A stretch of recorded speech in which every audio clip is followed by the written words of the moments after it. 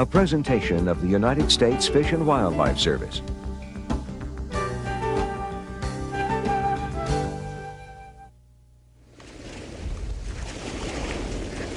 Every fall, as they have for countless centuries, geese, ducks, shorebirds, and other migratory birds leave their northern nesting grounds and fly southward before the grip of winter tightens. They migrate along well-defined ancient routes as surely as we follow a highway. One heavily used route, called the Atlantic Flyway, leads over the Chesapeake Bay, down the Delmarva Peninsula, to what is now known as Blackwater National Wildlife Refuge. Blackwater was established by Congress in 1933 as a refuge where these long-distance travelers could rest and feed in peace.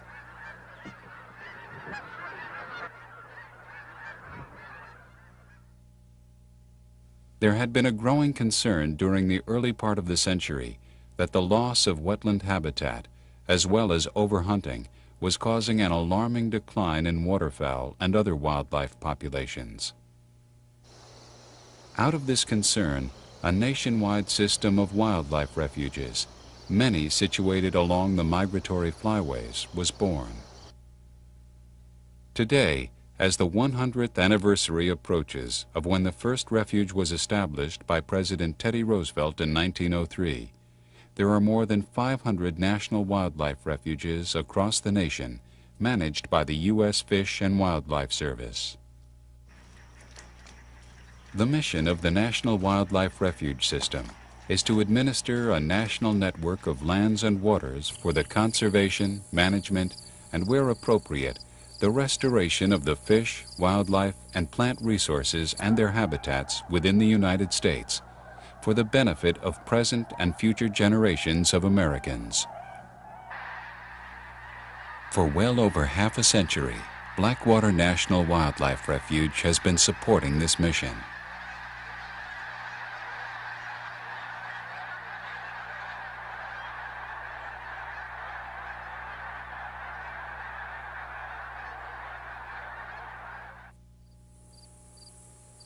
The tidal marshes along the Blackwater River have always been a haven for ducks.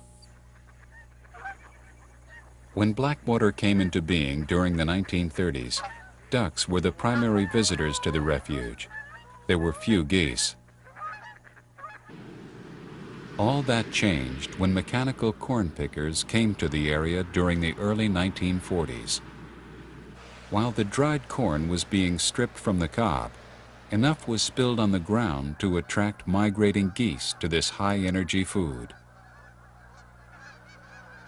Over the next few decades, the number of geese that no longer continued their migration to their traditional southern wintering ground steadily increased. By the 1960s, the number that stopped at Blackwater had grown to more than 100,000. They congregated on Blackwater because the refuge offered protection, and there was plenty of food in the surrounding marshlands and farm fields. Farming became an integral part of wildlife management on Blackwater.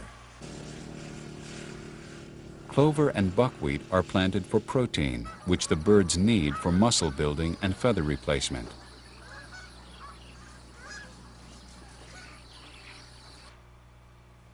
Corn and sorghum are also planted to provide high-energy carbohydrate foods that the birds eat to build body reserves for the long flight back to their northern nesting grounds in the spring.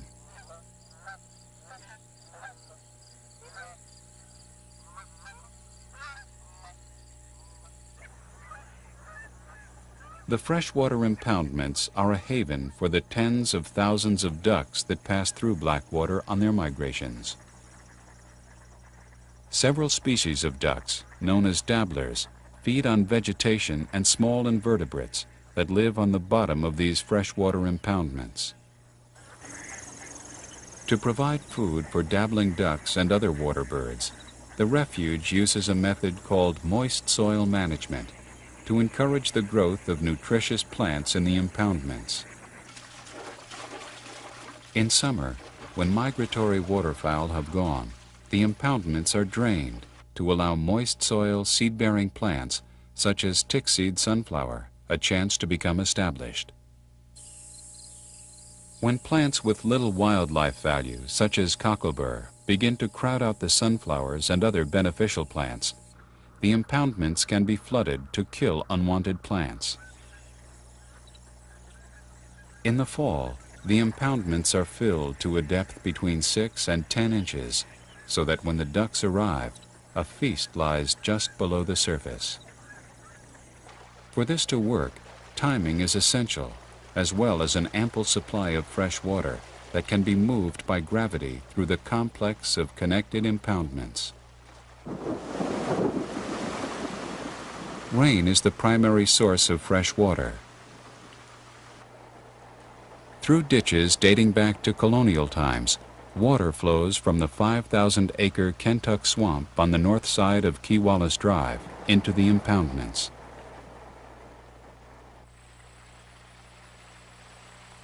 During a drought emergency, water can be pumped from a series of wells to keep the system operating. Another challenge is to make sure that salt water doesn't intrude into the freshwater impoundments and affect the plants. Salinity levels are therefore closely monitored.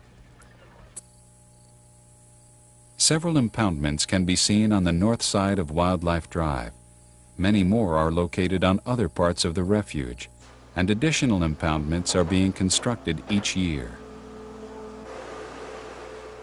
These man-made, intensively managed impoundments make it possible for the refuge to provide food and protection for many thousands of waterfowl, wading birds, songbirds, shorebirds, and other wildlife.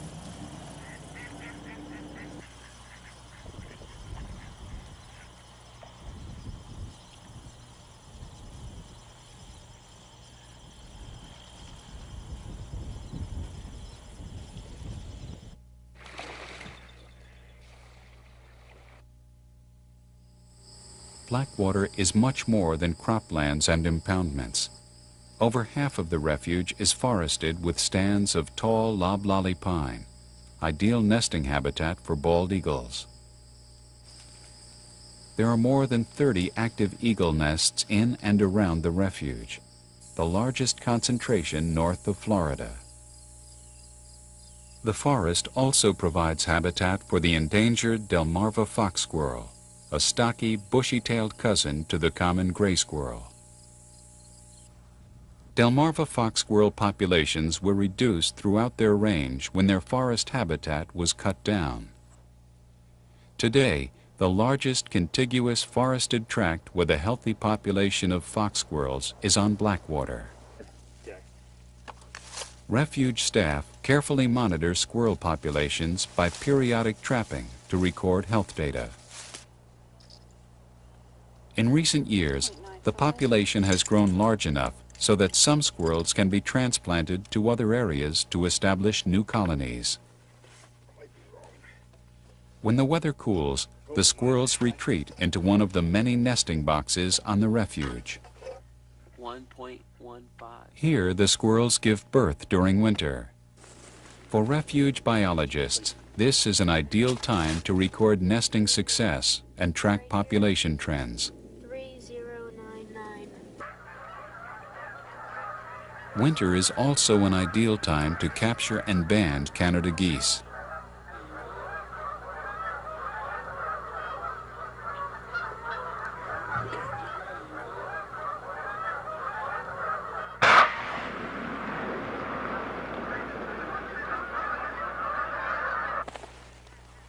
The refuge's banding activities are part of a national program that tracks the movements of geese and other waterfowl.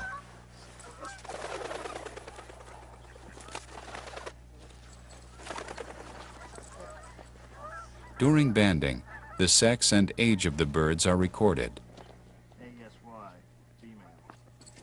The band numbers become part of a national database. When a bird is recaptured or dies and the band is returned, valuable information about its life history is revealed. 67. The data helps scientists learn about survival rates and predict population trends. Banding is also used to monitor wood duck populations, one of the duck species of management concern that had once experienced a significant decline in numbers. Wood ducks prefer cavities in old trees for nesting, but when the old-growth forests were cut, nesting sites were lost and the population suffered. When nesting boxes designed for wood ducks were introduced, the ducks quickly accepted them. Today, thousands of boxes have been installed across the country, and wood duck numbers have increased. Refuge staff also lend a helping hand to osprey nesting efforts. Ospreys, also known as fishhawks, can be found worldwide. The ospreys on the refuge migrate each fall to South America, returning in the spring to raise another brood. Ospreys, like bald eagles and peregrine falcons, suffered when DDT entered the food chain. The pesticide was linked to the thinning of their eggshells, and few young hatched. Today, with the elimination of DDT and the protection of key habitats, osprey populations are recovering. Also doing well, in fact too well, are the resident Canada geese that no longer migrate to their northern breeding grounds to nest. These geese, whose numbers are rapidly increasing, are becoming a nuisance wherever they take up permanent residence. Also a nuisance for wildlife managers are mute swans, whose regal beauty disguises an efficient marsh destroyer. The mute, distinguished by the black knob on its orange bill, was introduced from Europe and is rapidly spreading. Mute swans are aggressive nesters, displacing other birds. They feed by pulling out the plants from wetland bottoms, speeding the destruction of the marsh.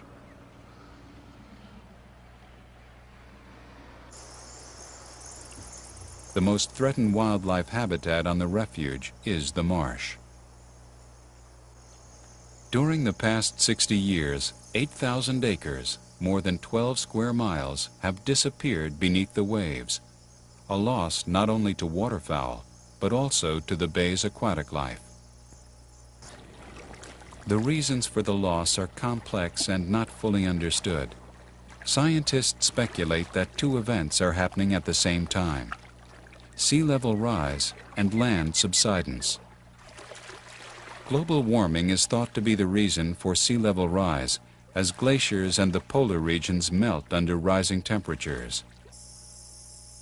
The land under the marshes is also slowly sinking as groundwater is pumped out for human use. The cumulative result has been that water levels have risen 6 inches during the past 100 years. This house on Barren Island, one of several islands that are part of Blackwater Refuge, once stood high and dry, far from the water's edge. There once was a lawn, boat docks, and a beach, all now swallowed up by the rising waters.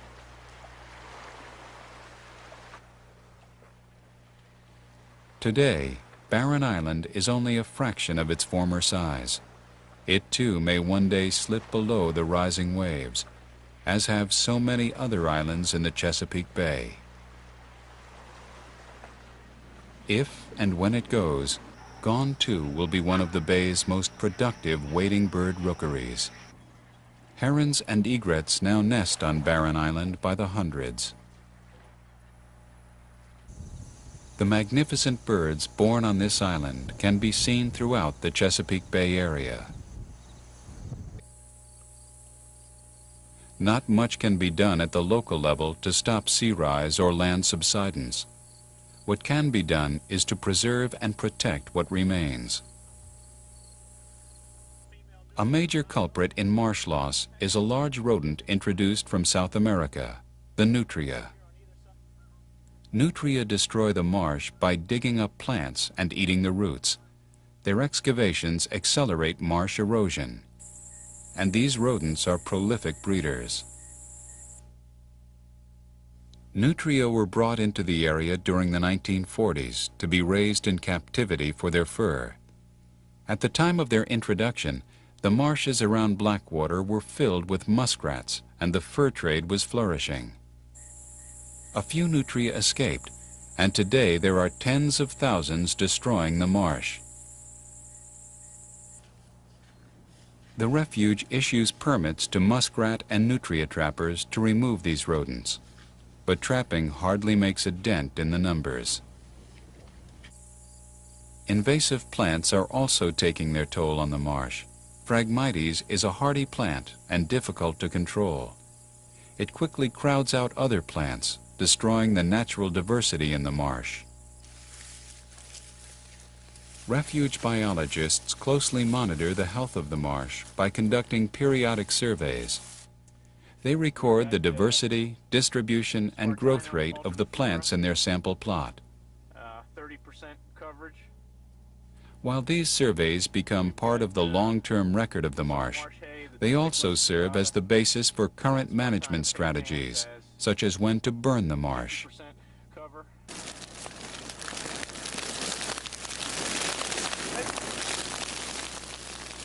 Fire is a tool used to maintain and invigorate the marsh. Without fire, the dead plant material chokes off new growth.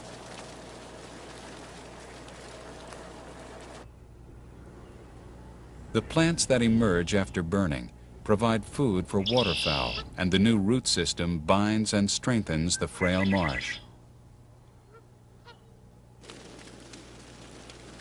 Burning the dead material also reduces the risk that lightning strikes become uncontrolled destructive wildfires. To compensate for the continuing loss of marsh habitat, the refuge is expanding by acquiring lands from willing sellers. During the fall and spring, Blackwater is a crucial resting and feeding stop for thousands of migrating birds representing many species.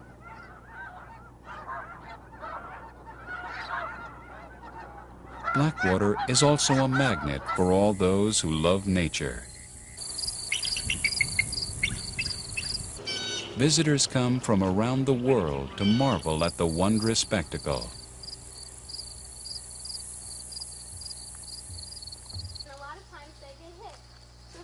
Blackwater also very much belongs to its surrounding human community of Dorchester County and Maryland's eastern shore. And what happens is there's a piece of corn back here, squirrel walks in, steps on this pan, and the door closes.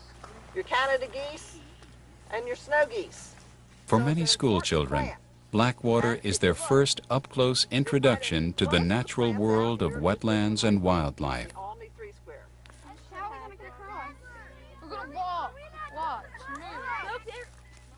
The refuge is a marvelous classroom, and its environmental education program a wonderful way to breathe life into a student's biology lessons.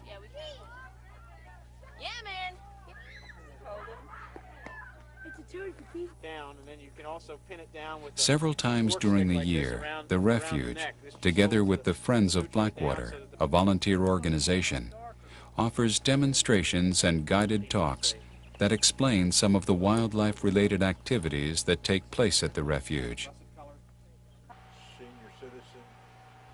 Volunteers are an important part of what makes Blackwater work. More than 100 volunteers contribute over 10,000 hours a year staffing the visitor center and helping with many public use and biological activities.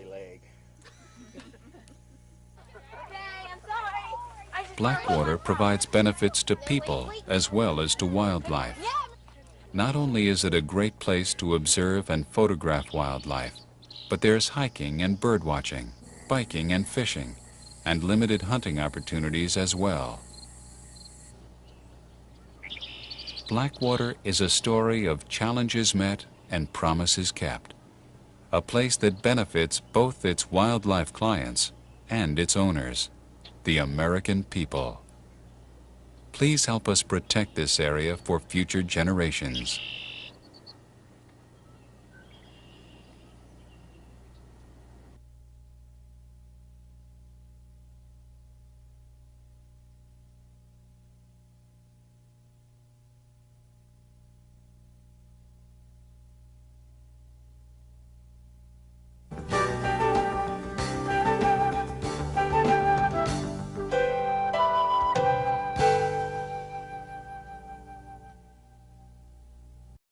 A peninsula to what is now known as Blackwater National Wildlife Refuge.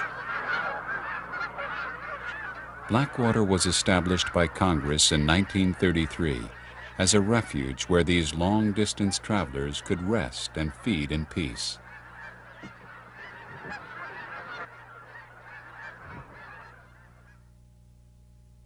There had been a growing concern during the early part of the century that the loss of wetland habitat, as well as overhunting, was causing an alarming decline in waterfowl and other wildlife populations.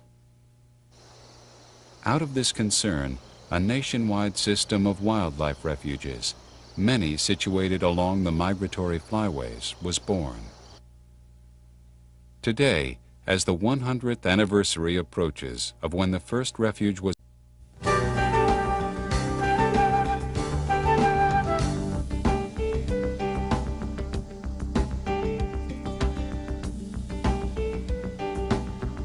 A presentation of the United States Fish and Wildlife Service.